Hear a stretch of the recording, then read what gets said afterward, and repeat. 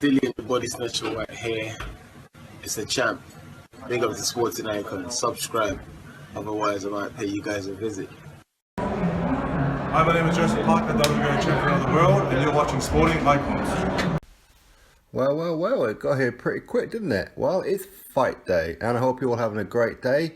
We have Dillian the Body Snatcher White going up against Joseph Parker. Both of these guys have a very, very similar resume. Dillian Whyte is 23-1 with 17 knockouts, and Joseph Parker is 24-1 with 18 knockouts. So literally one fight difference between them. Of course, Dillian Whyte is a couple of years older than him. They're both around about the same height. But it's an interesting fight. And I understand where a lot of people are quite split, don't really know who to choose.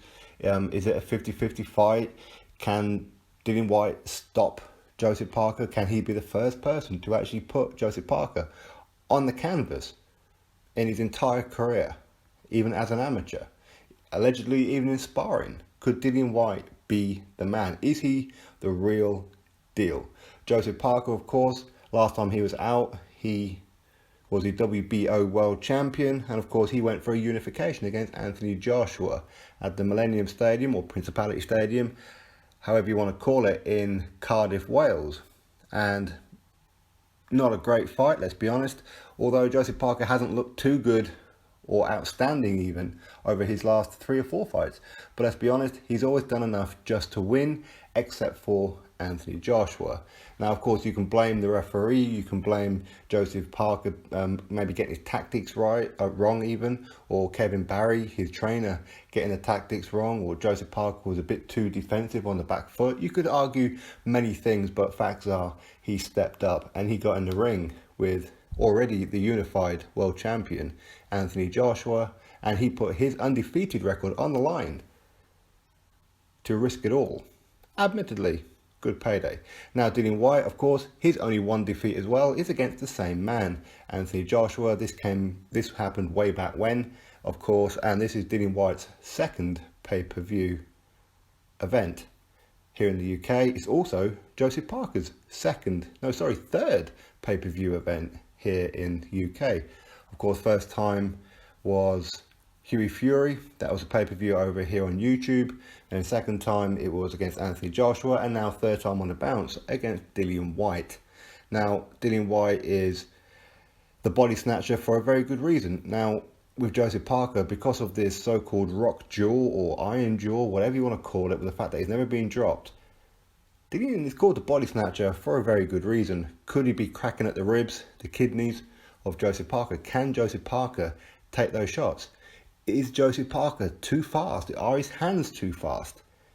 Is Dillian Whyte going to be too much of a bull for Joseph Parker to be comfortable in there with him? Is he going to let his hands go? Is he going to be defensive? When Dillian cracks him, is Joseph going to be on the defensive? Maybe because of last time out, Joseph Parker feels he's got something really to prove.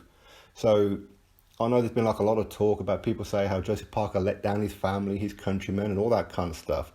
Hey, listen, for me, he done what he had to do, which was he secured his family future.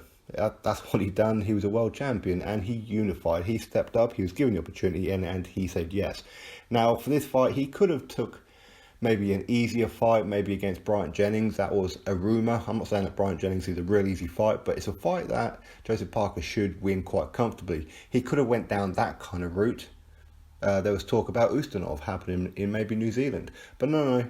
Eddie Hearn of Matchroom said to Joseph Parker, do you want this fight with Dillian Whyte? He said yes. Instantly, within a space of 24 hours to 48 hours, this was signed, sealed and delivered. Now, Dillian Whyte, again, he could just sit back and wait for his WBC world title shot, because that's exactly what he's entitled to. But he's putting that on the line by defending his WBC silver title, which in theory should make you mandatory or first refusal at a final eliminator for the mandatory position. But the WBC don't really want to go that route. But Dillian, of course, he can just sit back and take a few tune-up fights, fight a few journeymen. He could do all that kind of thing. But instead, he's going after a young, former heavyweight champion, Joseph Parker, fresh on a defeat where that champion is feeling down about it all, feeling like he let people down. That makes him dangerous, and that's what makes this fight for both sets of fans nervous. Now, I know that a lot of people are saying, oh, Dillian Whyte's going to blast him out, easy work. A lot of other people are saying that Joseph Parker's going to blast out Dillian Whyte, easy work. Maybe one set of fans is going to be right, but for me, I think that this fight is going to go a little bit of distance. Not too far.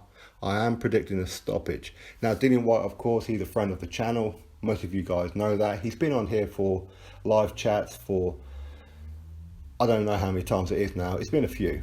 So, of course, he always gets my support, of course, and a lot of you guys' support as well. Not just because you're part of this channel, because we're all part of like this family, but of course, we're talking the fact that, you know, you guys have seen him from way back when, from when he first fought Joshua. And a lot of my subs and you guys are British people, of course, who've been coming along for the ride, for the rise of Dillian Whyte. Dillian, of course, did make his name against Anthony Joshua, where he gave all Joshua fans the fright of their lives in round number 2. And of course, he wants that opportunity again. But as I said, he's risking a lot. He had the option. He could have went for Kubrat Pulev. At the time, you guys would have remembered where I said, for me, that was a bit of a silly fight, because yes, it would have made him IBF mandatory, but he's only going to get 25% of, to be honest, a very small purse. And he would have had to have gone to Bulgaria to get a position to fight Joshua, where they're with the same promoter. Both guys want to fight each other. They don't like each other. It's almost pointless being mandatory when Joshua can have a voluntary and would love to fight Dillian Whyte again. So that fight was pointless. Luis Ortiz came along, and by him accepting Luis Ortiz meant that he was accepting the WBC rules, which are secondary mandatory, even though he's number 1 in the WBC rankings and the WBC silver champion. He's been paying all the sanction fees. Luis Ortiz, who just come off of a loss against Deontay Wilder, the WBC champion, and automatically he's given an opportunity to bounce straight back in there, which is a little bit unfair. I can certainly see why. And don't get me wrong, Dillian Whyte versus Luis Ortiz would have been an exceptional fight, one that I would have picked Dillian Whyte to win quite comfortably. But I don't predict him to win against Joseph Parker comfortably at all.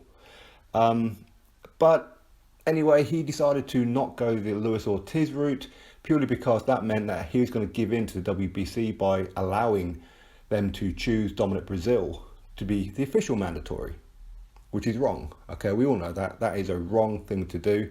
So he would have had to have not only beaten Luis Ortiz, but wait for another 18 months down the line before he got a WBC title shot, which is a long, long time. Now, don't get me wrong, it is about some kind of legacy. Of course, getting Luis Ortiz on the resume would have been impressive, right? But of course, him beating Luis Ortiz, most people would have just said, well, Luis Ortiz was already softened up because he got stopped in his fight and dropped a couple of times in his fight against Deontay Wilder. Of course, he did well against Wilder. For me, he was winning on points up until the final round, of course. But a lot of people wouldn't have given Dillian Whyte credit. I certainly would have. I know you guys would have. But across the seas, they wouldn't have. And again, the whole WBC thing. So Dillian Whyte, he did say to the WBC, Luis Ortiz, and of course Deontay Wilder, if you stick to your word, Wilder, and if I fight and beat Luis Ortiz, then you will fight me next. Deontay Wilder didn't come back to him. So either way, an opportunity presented itself against Joseph Parker, again a guy who has also come off a loss, just much like Luis Ortiz, but he didn't get stopped, and he went the distance with the unified heavyweight champion, not just some guy who defends it against whoever it is that he wants to defend it against, if that makes sense. So this is a very, very dangerous fight for Dillian Whyte, and here goes my prediction. I'm predicting that Dillian Whyte will in fact stop Joseph Parker.